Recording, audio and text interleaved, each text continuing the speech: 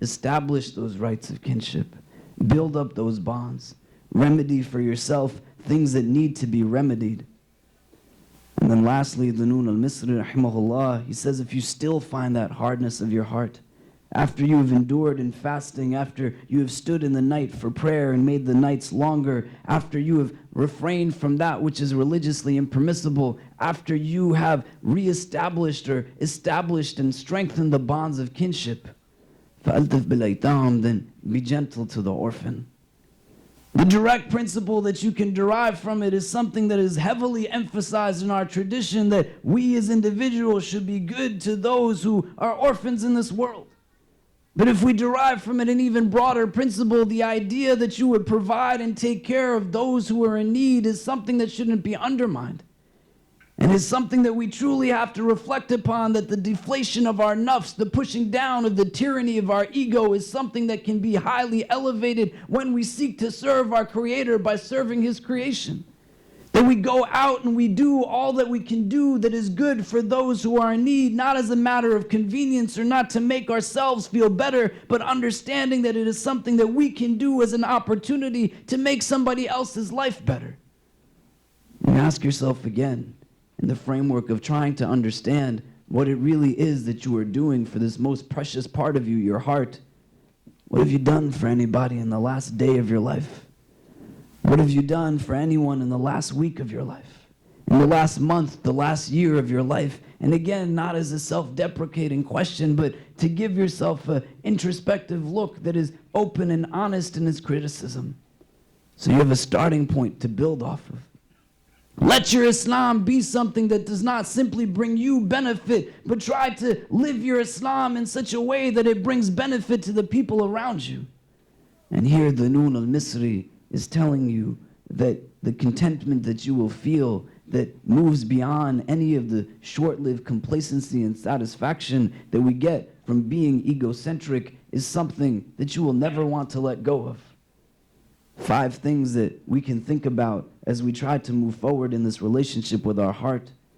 Endure in fasting, he says, if you want that hardness to leave. Make the nights a little bit longer if you still find that hardness. Stay away from that which is religiously impermissible if you still find it. And beyond that, if you find it still, then establish the bonds of kinship. And even then, if you still find it, then be gentle to the orphan. Inshallah ta'ala, it is something that will bring us benefit. May Allah subhanahu wa ta'ala guide us and protect us. May He bless us with knowledge that benefits us. May He bless us with the tawfiq to understand and implement that knowledge into our daily lives. May He guide and bless us all. Wallahu ta'ala alam wa billahi tawfiq. Wassalamu alaikum wa rahmatullahi ta'ala wa barakatuhu.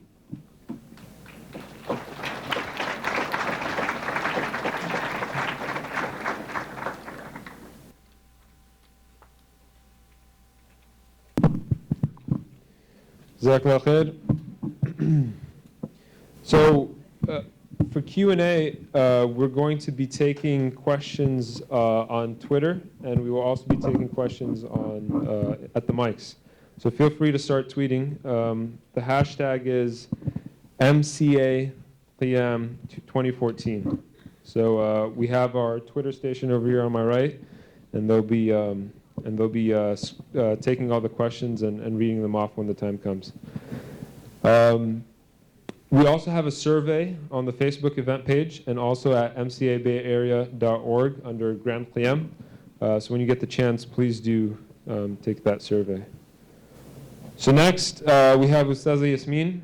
Ustadha Yasmin received her BS degree in psychology and her master's in journalism and mass communication from the University of Wisconsin-Madison. After completing her graduate work, she taught Islamic studies and served as a youth coordinator. She also worked as a writing instructor at Cardinal Stritch University and a staff columnist for the Islam section of In Focus News. Currently, she's an instructor for Al-Maghrib Institute, a writer for the Huffington Post, an international speaker, and author, where she focuses most of her work on spiritual and personal development. Without further ado, Ustadha Yasmin.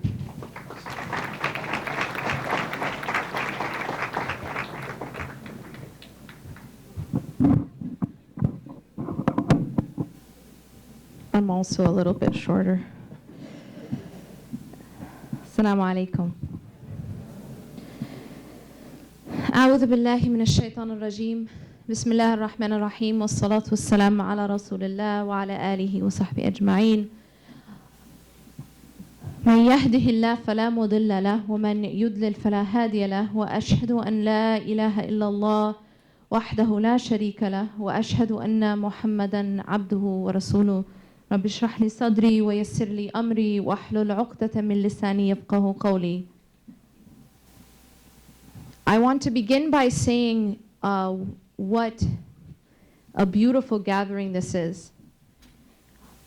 We have all come together here for one reason, and that one reason and that one thing that unites our hearts is something so powerful, and that is La ilaha illallah. The thing about La ilaha illallah is it's something that we as Muslims, we say numerous times a day. It's very easy to say La ilaha illallah with our tongues. But La ilaha illallah is not just a statement. La ilaha illallah is in fact something that absolutely transforms nations. It transforms people. It transforms relationships. One of the most beautiful statements which kind of illustrates this point, it's a story of a companion who, when he was coming to teach, bring the concept of Islam to these people, he said, I have come to free you from the slavery to the slave and bring you to the slavery of the Lord of the slave. This is the concept, and this is the essence of liberation. It is the essence of freedom. We live in a country that talks a lot about freedom. In fact, we sell wars for the sake of freedom. But what really is freedom? Freedom, in fact, is when we are no longer enslaved to anything else except our Creator. That is true freedom. And when a person takes anything other than Allah subhanahu wa ta'ala and puts that thing in a place where only Allah should be, that is slavery. And in fact, we become slaves to those things which control our hearts. And so when I'm saying La ilaha illallah, when you say La ilaha illallah, what really are you saying? And what does that have to do with the heart? Many of us kind of live our lives however we want. We kind of, this whole concept of, the YOLO concept, right? This idea that you only live once and so live it up.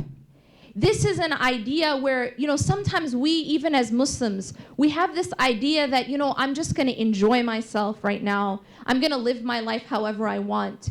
But then, as long as I say La ilaha illallah before I die, then I'll be okay.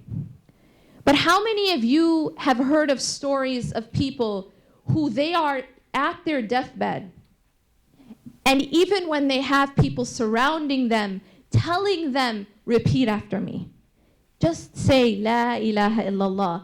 And they are literally unable to say it. Many of us have countless stories of this.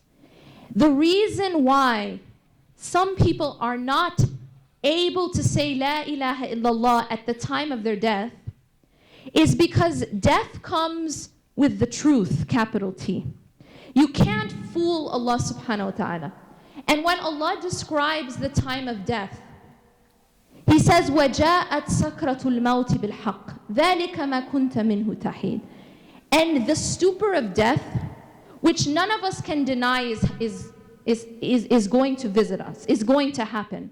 Whether you are an atheist or an agnostic, a Jew or a Christian, you cannot deny the fact that you will die.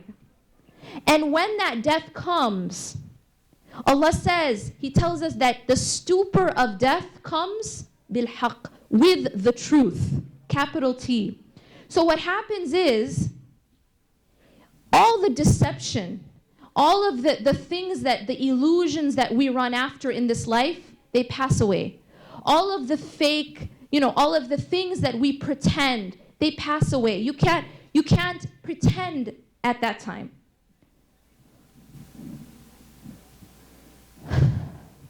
لَقَدْ كُنْتَ فِي غَفْلَةٍ مِّنْ هَذَا, Allah says later. لَقَدْ كُنْتَ فِي غَفْلَةٍ مِّنْ هَذَا فَكَشَفْنَا عَنْكَ غِطَاءَكَ فَبَصَرُكَ الْيَوْمَ حَدِيدٌ.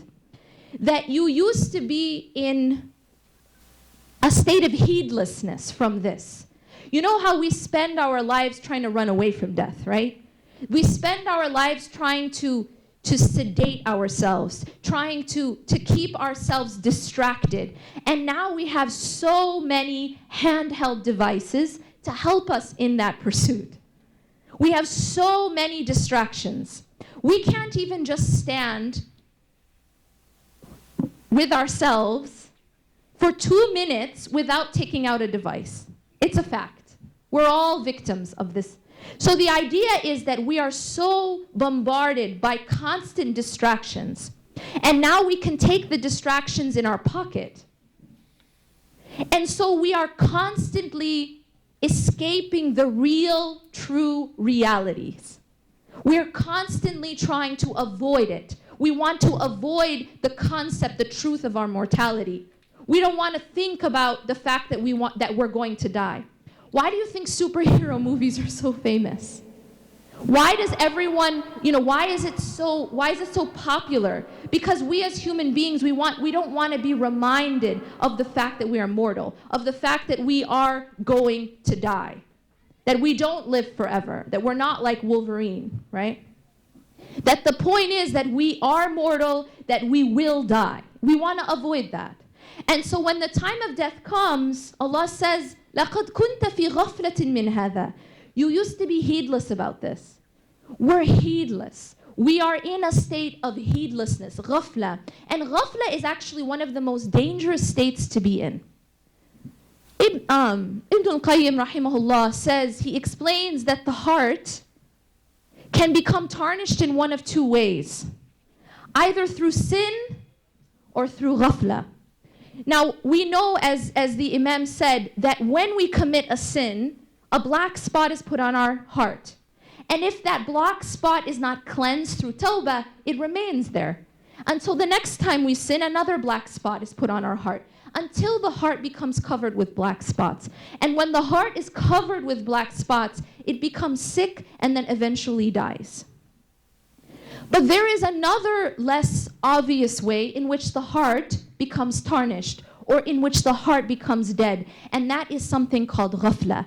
And ghafla is a very dangerous kind of disease because it seems like I'm comfortable, I'm okay. Ghafla means heedlessness. It's not the people who are clubbing. It's not the people who are drinking. It's the people who just sit around